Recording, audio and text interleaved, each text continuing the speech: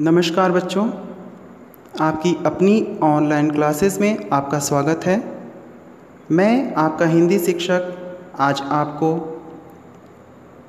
कक्षा 6 की पाठ्यपुस्तक वसंत भाग 1 की पाठ संख्या 10 झांसी की रानी, जिसकी कवयित्री हैं सुभद्रा कुमारी चौहान जी, का भाग 1 पढ़ाने जा रहा हूँ। चूँकि ये कविता काफ़ी लंबी है, इसलिए इसको 2 भाग में बांटकर पढ़ाया जाएगा। तो आज हम इसका भाग 1 पढ़ेंगे। झांसी की रानी, जैसा कि नाम से स्पष्ट हो रहा है कि इस कविता में झांसी की रानी लक्ष्मीबाई की वीरता और उनके जीवन से संबंधित बातें बताई गई हैं। तो आइए देखते हैं सुभद्रा कुमारी चौहान जी द्वारा रचित इस झांसी की रानी कविता में क्या बताया गया है। दरअसल ये उस समय की कहानी है जब सन 1857 में हमारे देश में अंग्रेज़ों का शासन था और भारतीय जनता उनके अत्याचार से त्रस्त हो चुकी थी। तब उसने उनके विरुद्ध आवाज़ उठाई और सारे राजवंशों ने मिलकर के एक साथ अंग्रेज़ों का विरोध करना शुरू किया। सभी के अंदर आज़ादी प्राप्त करने की एक नई लहर सी दौड़ पड़ी थी। कहती हैं सुभद्रा कुमारी चौहान जी कि सिंहासन हिल उठे राजवंशों ने भ्रिकुटी तानी थी, बूढ़े भारत में भी आई फिर से नई जवानी थी। गुमी हुई आज़ादी की कीमत सबने पहचानी थी, दूर फिरंगी को करने की सबने मन में ठानी थी। चमक उठी सन 57 में वह तलवार पुरानी थी, बुंदेले हर बोलो के मुँह हमने सुनी कहानी थी। खूब लड़ी मर्दानी वह तो झांसी वाली रानी थी।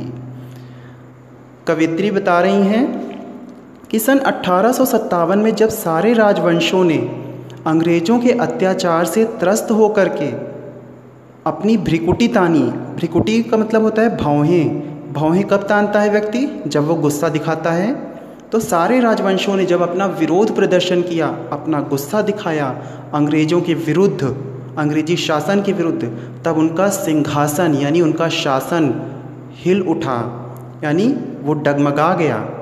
और बूढ़े भारत अर्थात जो गुलामी की जंजीरों से जकड़ करके भारत की स्थिति बिल्कुल बूढ़े व्यक्ति के समान हो गई थी, बिल्कुल उसी तरह से कमज़ोर और दूसरों पर आश्रित हो गया था, अंग्रेज़ों पर आश्रित था। उस बूढ़े भारत में, उस कमज़ोर भारत में भी एक नई जवानी, एक नया जोश आ गया अपनी आज़ादी को फिर से प्राप्त करने के लिए।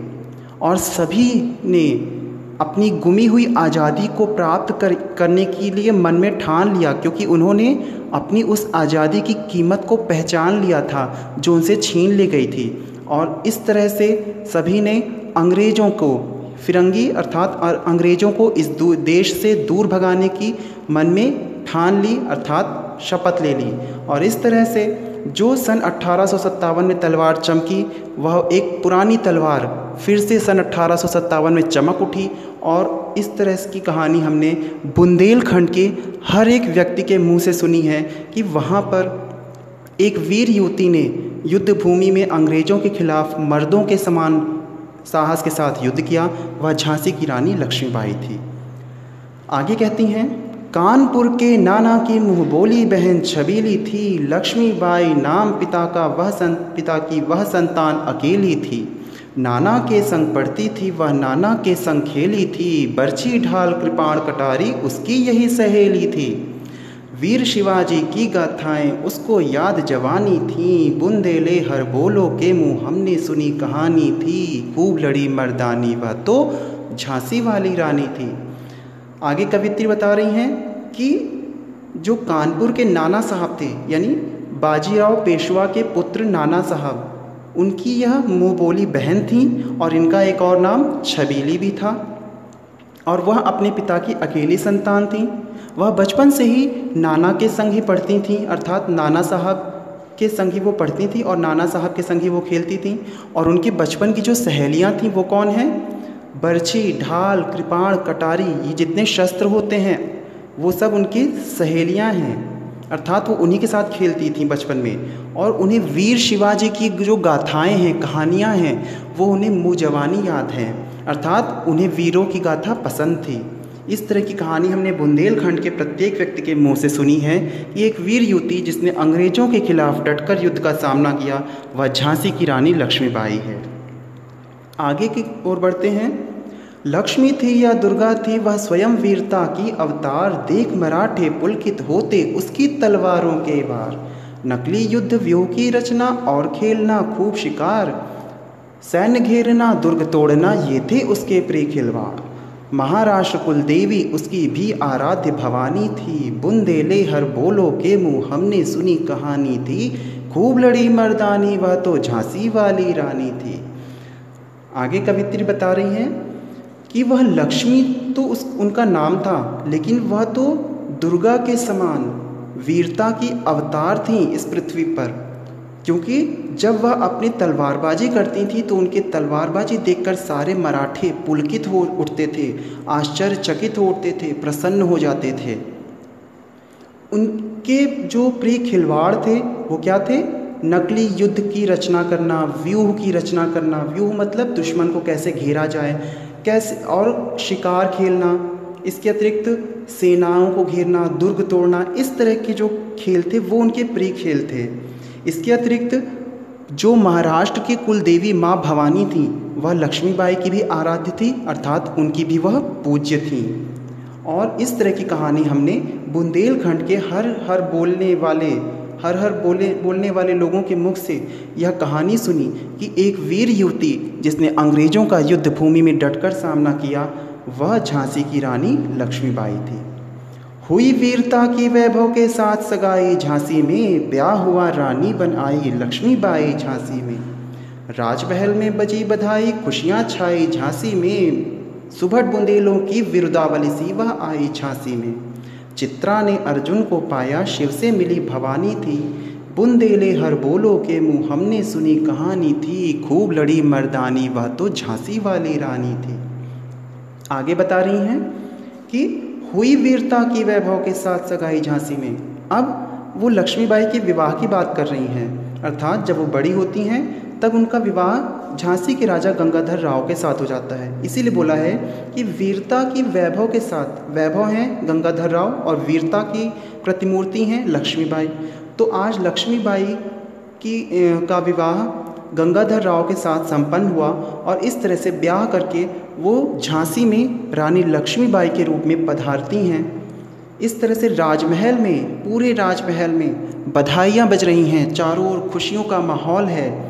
और इस तरह से सुभट बुंदेलों अर्थात वीर बुंदेलों की झांसी नगरी में वह विरुदावली के समान, अर्थात एक नई कीर्ति के समान झांसी में पधारती हैं। जिस तरह से चित्रा ने अर्जुन को पाया था और शिव का विवाह भवानी के साथ यानी माँ पार्वती के साथ हुआ था, उसी तरह से जैसे शिव ने पार्वती को पाया और चित्रा ने अर्जुन को पाया, उसी तरह से आज महारानी लक्ष्मीबाई और गंगाधर राव का मिलन हुआ।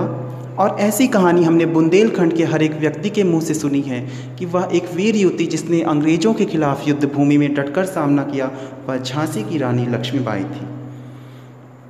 उदित हुआ सौभाग्य, मुदित महलों में उजियाली छाई, किंतु कालगति चुपके चुपके काली घटा घेर लाई। तीर चलाने वाले कर में उसे चोड़ियाँ कब भाई, रानी विधवा हुई हाय विधि को भी नहीं दया आई। निसंतान मरे राजा जी, रानी शोक समानी थी, बुंदेले हर बोलो के मुँह हमने सुनी कहानी थी, खूब लड़ी मर्दानी वह तो झांसी वाली रानी थी।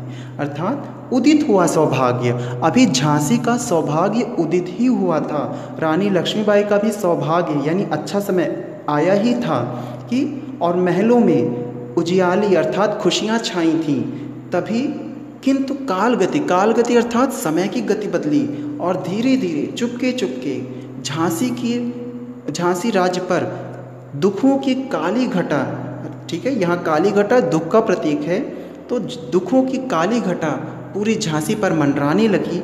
और क्या होता है, तीर चलाने वाले अर्थात रानी लक्ष्मीबाई के बारे में बात करें कि जो रानी लक्ष्मीबाई के हाथ तीर चलाने वाले थे, उसमें भाग्य को, विधि को चूड़ियाँ अच्छी नहीं लगीं और इस तरह से रानी विधवा हो गई और विधि को भी अर्थात भाग्य को भी उन पर जरा भी तरस नहीं आया कि अभी अभी तो उनका भाग्य उदित हुआ था, इतनी खुशियाँ आई थी, तुरंत ही उनसे सारी खुशियाँ छीन लीं और इस तरह से निसंतान ही राजा गंगाधर राव मर जाते हैं, अर्थात उनकी कोई संतान नहीं रहती है और रानी शोक में डूब जाती हैं। इस तरह की कहानी हमने बुंदेलखंड के प्रत्येक व्यक्ति के मुंह से सुनी है कि एक वीर युवती जिसने अंग्रेजों के खिलाफ डटकर सामना किया, वह झांसी की रानी लक्ष्मीबाई है। बुझा दीप झांसी का तब डलहौजी मन में हर्ष आया, राज्य हड़प करने का उसने यह अच्छा अवसर पाया। फौरन फौजें भेज दुर्ग पर अपना झंडा फहराया, लावारिस का वारिस बनकर ब्रिटिश राज झांसी आया। अश्रुपूर्ण रानी ने देखा झांसी हुई वीरानी थी, बुंदेले हर बोलो के मुँह हमने सुनी कहानी थी। खूब लड़ी मर्दानी वह तो झांसी वाली रानी थी। अर्थात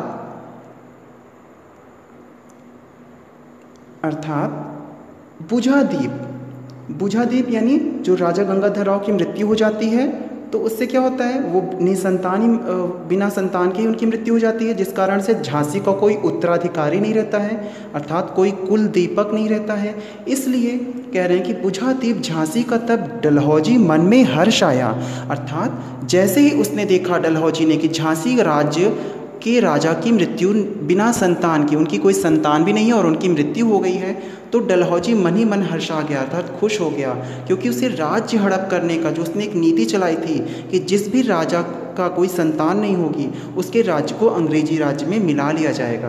तो उसको एक अच्छा अवसर मिल गया और उसने सोचा कि चलो एक और राज्य हमारे कब्जे में आ गया, और यह सोचकर उसने तुरंत अपनी अंग्रेजी सेना को वहाँ पर झांसी के किले पर अपना झंडा फहराने के लिए भेज दिया और इस तरह से लावारिस का वारिस बनकर, जो झांसी लावारिस हो गई थी, जिसका कोई वारिस नहीं था, उसका वारिस बनकर ब्रिटिश राज्य झांसी पहुंचाया।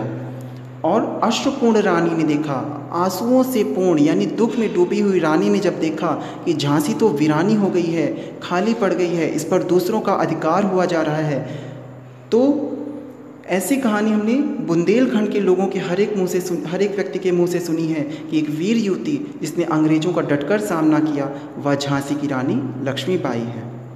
अनुनय विनय नहीं सुनता विकट फिरंगी की माया, अनुनय विनय नहीं सुनता है विकट फिरंगी की माया, व्यापारी बन दया चाहता था जब यह भारत आया। डलहौजी ने पैर पसारे अब तो पलट गई काया, राजाओं नवाबों को भी उसने पैरों ठुकराया। रानी बनी यह दासी अब महारानी थी, रानी दासी बनी यह दासी अब महारानी थी। बुंदेले हर बोलो के मुँह हमने सुनी कहानी थी, खूब लड़ी मर्दानी वह तो झांसी वाली रानी थी। अर्थात ये ब्रिटिश राज्य जो है, कवियत्री बता रही हैं कि ये ब्रिटिश राज्य किसी का भी अनुनय विनय, किसी की भी प्रार्थना, दया याचना को नहीं सुनता है, चाहे वो कोई राजा हो या प्रजा हो, किसी की भी दया याचना को स्वीकार नहीं करता है। और ये वही ब्रिटिश हैं, जब ये व्यापारी बनकर भारत आए थे तो यहाँ के राजाओं की दया पर आश्रित थे, अर्थात दया के सहारे थे। और आज जब इनका राज्य, डलहौजी ने धीरे धीरे अपने राज्य को बढ़ाया, तब काया ही पलट गई, अर्थात समय ही बदल गया और अब ये किसी की प्रार्थना को स्वीकार नहीं करते हैं, किसी पर दया नहीं करते हैं। और इन्होंने राजाओं नवाबों को भी ठोकर मार दी है, अर्थात उन्हें भी उनके राज्य से निकाल दिया है, उनका भी राज्य हड़प लिया है। और ये जो उनकी रानियां हैं, उनकी रानियां क्या हो गई हैं, वो दासी बन गई हैं। और जो दासी थी, अर्थात जो अंग्रेज़ थे, जो पहले हमारे दास की तरह काम करते थे, उनकी महारानी विक्टोरिया अब यहाँ की महारानी बन चुकी थी। इस तरह की कहानी हमने बुंदेलखंड के हर एक व्यक्ति के मुँह से सुनी थी कि एक वीर महिला ने अंग्रेज़ों का डटकर सामना किया, जिसका नाम झांसी की रानी लक्ष्मीबाई था। तो आशा करता हूँ आपको समझ में आया होगा। अगले भाग के लिए नेक्स्ट वीडियो मिलते हैं, तब तक के लिए धन्यवाद।